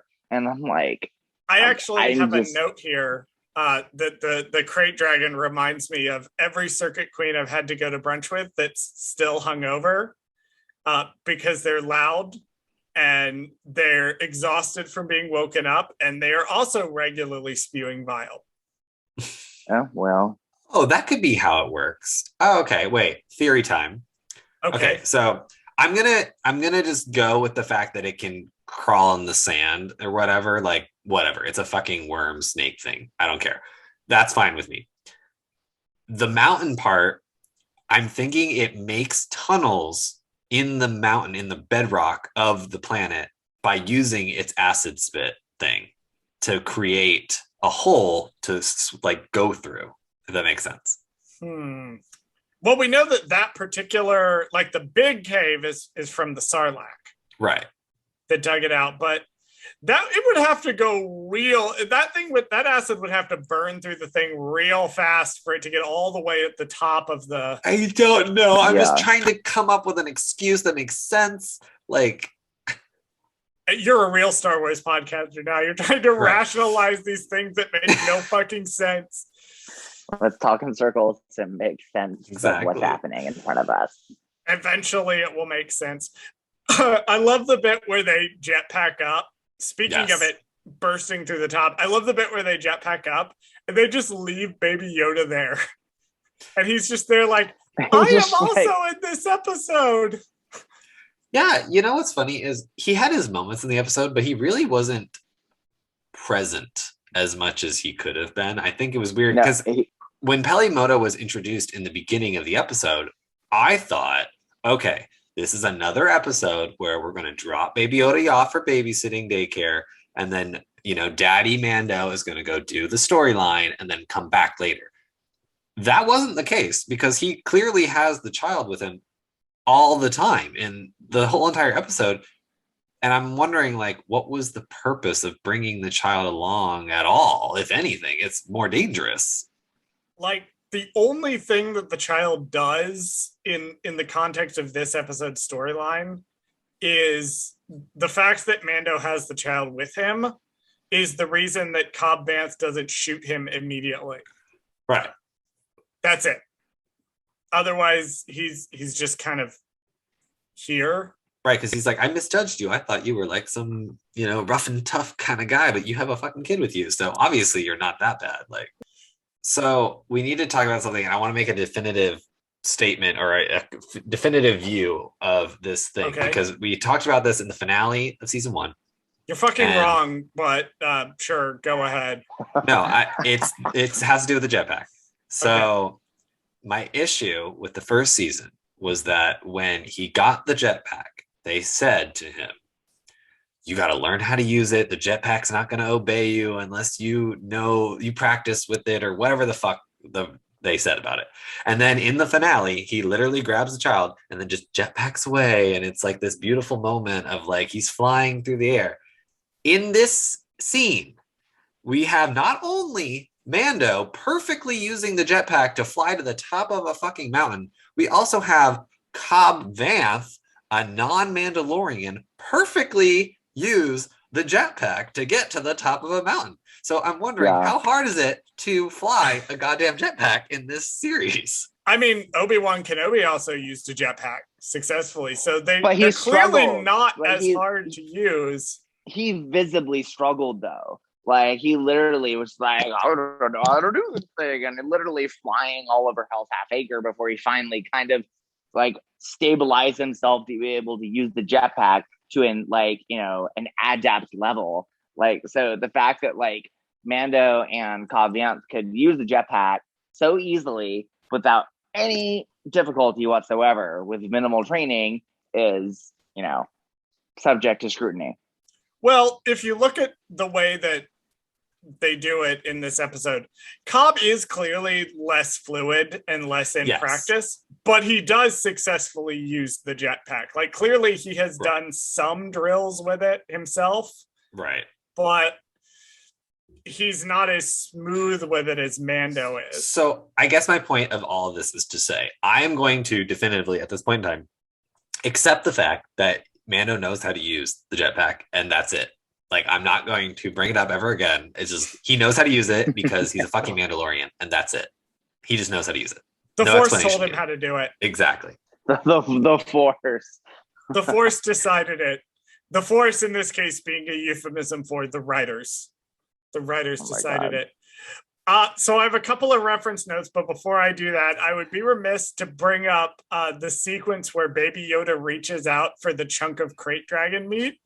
Like, can I eat this? Oh, God. Can I fit this? Fit this whole thing in my mouth. Right. I want to eat now. This is his It looks start like, of darkness. it looks like, I'm like, that's probably the rarest like steak you could, or steak meat you could ever get is crate dragon meat. Clearly. Like crate dragon steak, like that just sounds good. Okay, wait, so no, like the crate dragon pearl, like can we talk about that for a second? Yes. Like, so the crate dragon pearl, big old KOTOR reference, because you get one after you kill the crate dragon, and you have three choices with it. You can give it to the Tuskens to prove that you're a warrior. You can just sell it for money, or you can use it in your lightsaber. Which I'm like dumbfounded because I'm just like, that is way too fucking big, like to use as a lightsaber crystal. I'm like, how the hell? Wait, what does it do to your lightsaber? So the one in KOTOR is much smaller. So in canon, they're these giant pearls, but in Legends, I think they were much smaller. Okay. And you could use it to augment your lightsaber. To do what? That was, it made your lightsaber more powerful. Like, I used it in mine. Pretty much all of my adaptations of Revan, like, I used the Krayt Dragon Pearl because it added, I think, 5 like points of damage, like, to my lightsaber, which was a lot in that game overall. For context, which was a lot. Like, it was just overall damage. It was like because it had a range. It had a range of damage between like 16 and 32 or something like that. Because I always use the double bladed, like, so it added 5 points on both ends. Like, so it just guaranteed 5 more points of damage, which was a lot. So I always had the Krayt Dragon Pearl as an augmentation to my lightsaber because it was just probably one of the most powerful upgrades, except for like the sigil stone or one of the other stones that I used in my lightsabers. Anyway, like the canon Krayt Dragon Pearls, like gigantic. No way you could use them in the lightsaber crystal. Right. So I am. You bothered, could. So it would be if you a very big up, lightsaber. If you smashed it, I don't know if you could smash the Krayt Dragon Pearl like into pieces and still use it. Like, I don't know. That's a good Although point. I guess if they were going to do that though in canon, then they would just say that it makes your lightsaber like pink or something. Like it's going to make a different color. It's not going to make it do anything else. Or but, you could, like... or you could build your hilt out of it. You There could you carve go. the hilt out of There pearl. you go. That That's would be a fun Ooh, lightsaber that'd be a really hilt. pretty. That'd be a pretty hilt. Like, If someone really shiny. carved it out of like a crate dragon pearl, and that's Yeah. what the handle was made out of. Buryaga, a Wookiee Jedi from a series of books who will go unnamed, actually his lightsaber is made out of a carving from a Vrashir tree. Gotcha. That his actual lightsaber is made out of that. So there's precedent for making lightsabers out of things other than metal. Right. Oh no, yeah. I'm well in Clone Wars, like, you know, that there's a youngling Jedi that has his lightsaber hilt made out of bark from some other kind of tree. I think it was also a Wookiee operates Jedi. as metal. Yeah. He was. No, he was a Wookiee. Yeah. It was a Vrashir tree, I think. Yeah, I think that's exactly what it was. Like, so the droid that oversaw the creating of lightsabers described it as such, and I think it's probably the same exact wood. So, two other references in this scene. Remember we talked about Han whacking Boba Fett with the jetpack to make it fly up? One of the only references that I really got in this scene. Den does the same thing to Cobb, where he whacks the back of the jetpack to intentionally force him up and away. Right. The second reference is the actual death of the crate dragon, where the crate dragon swallows the explosives and blows him up from the inside. This is a reference to a longtime George Lucas collaborator named Steven Spielberg had this small film called Jaws, which was about a killer shark. I'm sure most people have never heard of this movie. No, never heard of it. But in this movie, that is how they ultimately kill the shark, is by blowing it up from the inside. So this is how that's fun. Din ultimately kills. So they managed to do it in such a way so that they had a reference to KOTOR and they had a reference to Jaws in how they take down the crate dragon. Oh, like that. Kind of cool. After taking a chunk of dragon meat back home for dinner, Cobb gives back the armor to Mando and he heads back to his ship. Watching him from afar, a mysterious figure turns around to reveal none other than the true Boba Fett, alive and rough looking on Tatooine.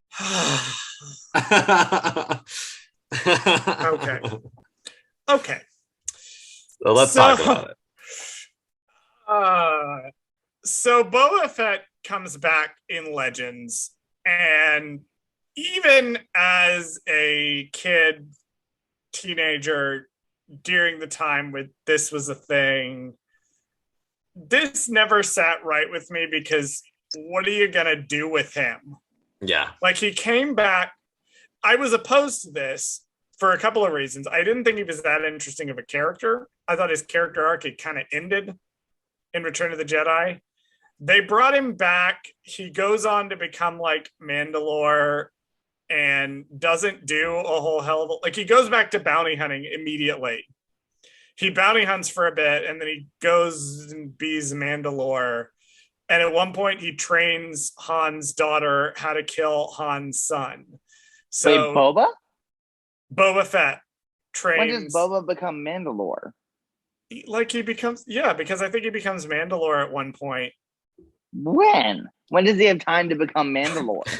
He like settles down with the other Mandalorians and becomes Mandalore. What? Wait, in Legends or like where? What? When he gets up there in years, like when he's getting older, like he has a granddaughter at this point. All right, okay, Legends doesn't count. Let's move on. This is all true. For context, I had this storyline. And a lot of people love this because they love Boba Fett. Right. I didn't, because I thought it was dumb and kept recycling this character. Right. So when they revealed he survived, I was like, I don't see this going away that's going to be interesting. My thought at the time was, the only way that this would be interesting for me is if they presented Boba as an antagonistic foil to Din. If they presented him as a mercenary, a real mercenary that is not following the Creed, but is still running around in the Mandalorian armor and is an antagonist, then that would be an interesting direction to go, even if he goes back to bounty hunting and keeps doing exactly the same thing. That didn't happen, and we'll get into it. But at the time, I was like, that is the only way that they could do this, that I would be like, this is not incredibly dumb, and you're just bringing back nostalgia characters that we know for clout. Little did I know Right. that that was going to be a thing. Well, I was going to say, I have a couple reactions to this because, one, back from season 1, we thought, or it was rumored, or people weren't sure that if they were going to continue this little storyline of Fennec Shand is on the ground, basically dead, and then a mysterious figure walks up with spurs on his boots and comes up to the body. And they never really connected that for us yet. And so we were confused because I would have thought that in this scene, we would have had the spurs playing like when Boba Fett walks away, which it does not. So I'm curious as to, like, is that just he only has the spurs when he has his armor? He only has you know what I mean? Like, it's like, so like, I don't know. Yeah, like it seems like he still has the boots to the armor, and Cobb just has the like armor portion of it. Like he seems like he only has the upper body, not the lower half. Yeah. I was unfortunately super saturated in all of the Star Wars all of the time. Mm-hmm. So for me, when Boba came back, I could only think of all of the other things they did with Boba after Return of the Jedi in Legends. Gotcha. That was colored. Clayton, what was your impression, both kind of when you first saw this and then kind of once you figured out where they were going with it? Yeah, so when I saw Boba, because I didn't realize it was Boba initially, like when I first saw the episode, and then like I went back and I watched it again, and I'm like, oh shit, like that's Boba, like it's the actor that played Jango and all that, and I'm like, oh shit, like because I didn't put that together initially. I'm like, who the hell is this deformed looking dude? Like, so I didn't put it together initially that was Boba Fett. And then, went back and watched it and paid more attention. And then I was like, of course, like, that's Boba. Like, so he must have blown his way out of the Sarlacc pit and the stomach. And now he looks all mangled and deformed. And I'm like, of course they want to bring back Boba because people have this obsession with Boba Fett, which I really just don't understand. Like, I don't know. I get it. Like, he looked cool. Like, because he was the kind of first exposure to Mandalorian armor, Mandalorian anything, like, in the entire saga. Like, back in the 80s when the Return of the Jedi even, like, premiered. Like, he's a cool character. People... It was Empire he first showed up. Okay. I stand corrected. Empire Strikes Back, when Darth Vader is recruiting bounty hunters to hunt down the Millennium Falcon. So yeah, I stand corrected. So Empire Strikes Back is when you first see someone like him at all, like in film. Like, so he was a very cool character for people to see. So I don't know. I don't understand. I can understand the obsession. I don't really get it. Right. Well, I think the problem is what people are, the obsession with Boba Fett is not from the actual character himself. It stems from the toys, the Kenner toys, because originally he was the first toy that was announced / released or whatever before Empire came out. And so people were obsessed with this toy, and they were like, oh, this is new Star Wars we're getting, basically. It was the first new Star Wars that people got ever since the movie ended. So, and because there was the whole controversy with it has a rocket that launches out of its back, and it's like this interactive toy, when in actuality, they couldn't do that because of lots of reasons, but mostly because of choking hazard. So Uh-huh. there's like a whole history of this fucking Boba Fett toy. And I think that's part of it, is part of the obsession with him was this manic, like, need for this toy before the movie even came out. It's also worth noting that he first premiered. I'm wrong. I have to correct myself, because me correcting Clayton, I was also wrong. That he actually premiered in the Star Wars Holiday Special. Yes. In the animated section. So he was our first glimpse of what Empire Strikes Back was going to look like, because he was in the cartoon section, The Story of the Faithful Wookiee, which you can actually watch on Disney Plus, just that cartoon. I did not know that. You can actually go on and watch that. That's Boba Fett's first appearance. It was a little animated thing that played in the middle of the holiday special. So you can actually go and watch that. Yeah, it would be super weird if there was a character in a trilogy that only appeared in 2 movies, had cool armor, basically didn't do anything, and then died. It would be, but they kept using in merchandising, right? Because it was super weird, or it was super like weird how much they keep using it, because it was super easy to manufacture. Right. Rather, like that would be super weird, Bradley. Bradley, wouldn't that be weird if somebody did that? I don't think it'd be weird at all. I think it'd be weird, don't you? No, I don't. Maybe constantly advocating for that character's return, who, let's be fair, we didn't actually see die. If you don't see a body, or you don't see them die, no one's ever really gone. So that's my philosophy on Star Wars moving forward, is no one's ever really gone unless we see the body. So therefore, I mean, hey, it worked out for Darth Maul. We literally saw his body.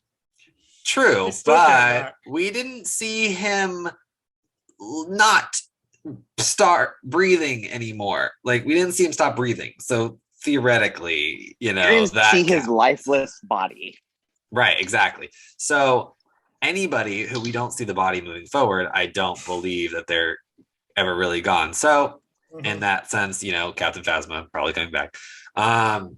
Well, that's exactly the strategy that they used to divert attention away from Skywalker coming back. I bet you anything we'll see like a Mace Windu show coming up soon, because we didn't see a body. We didn't see a body. I keep hearing that he's coming back. Oh God, you're gonna keep advocating for this Phasma show until they give it to you. The book is right there, Bradley. It's really good. Well, like what you said. I was actually really excited, like when they actually teased like Plo Koon was going to come back, and then I learned that they just used him as a diversion to distract them to the fact that they were going to bring back Luke Skywalker. Yeah. And I remember me and Charles were talking about this during the middle of the first season. We're like, there's no way they're going to actually bring Luke into this. Like, there's no way. Like, it's going to be someone else. Like, there's zero chance. And they actively, intentionally deceived us and created fake shoots and pictures with Plo Koon in their scenes, to throw everyone off. Oh, it's gonna be Plo Koon. No, he actually survived Order 66. He didn't die. Because Dave fucking would. Because that's Dave's favorite Jedi. Obviously, Dave would be love Plo Koon. Yeah, he survived the thing, the ship explosion somehow. Yeah, we literally saw him die.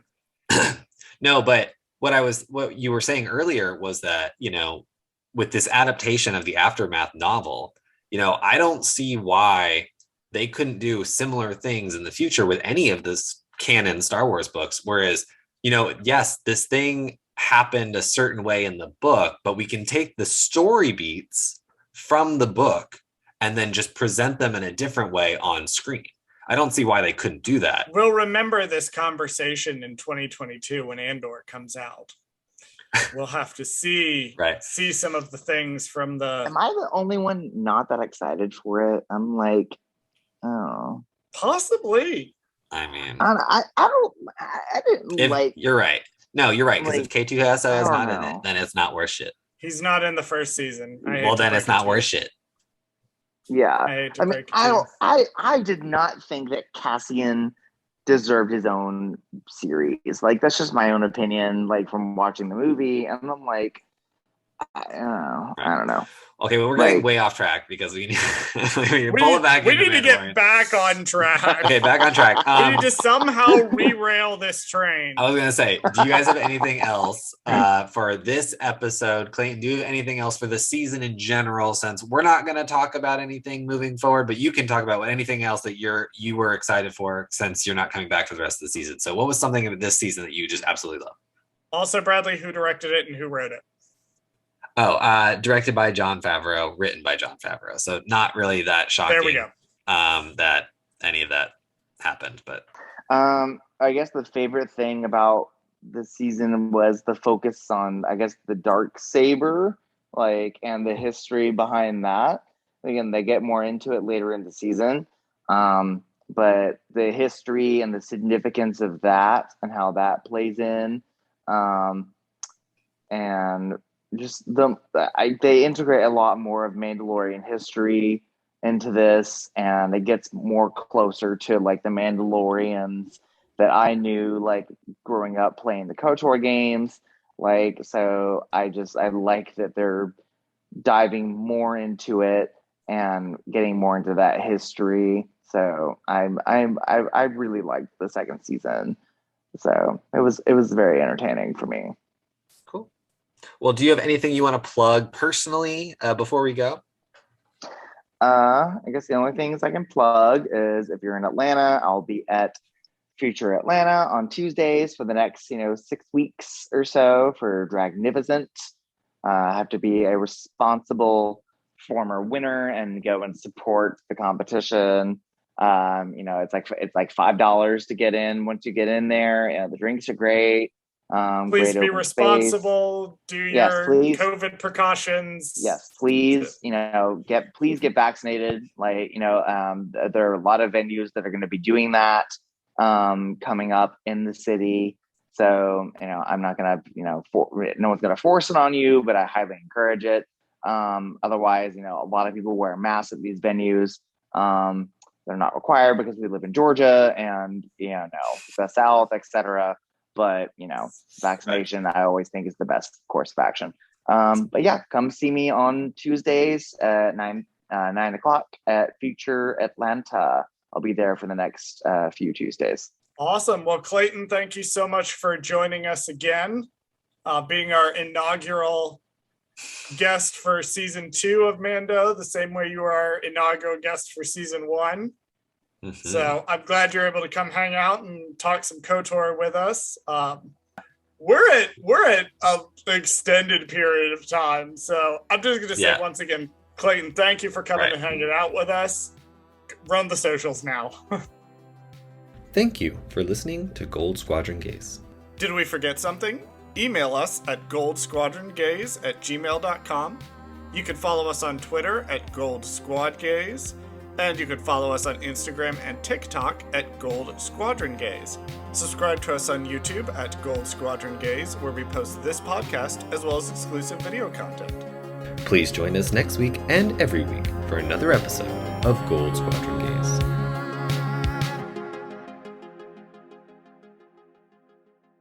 Point being, Fox News would have been the propagandist to be like, this thing, that's great. Terrorists blew it up. How dare they? They blew up our totally peaceful mobile platform that happened to have a giant super laser on it. Yeah, they would have been like, Alderaan had it coming, right? Yes. Now here's Space Tucker Carlson to explain to you why Alderaan had it coming.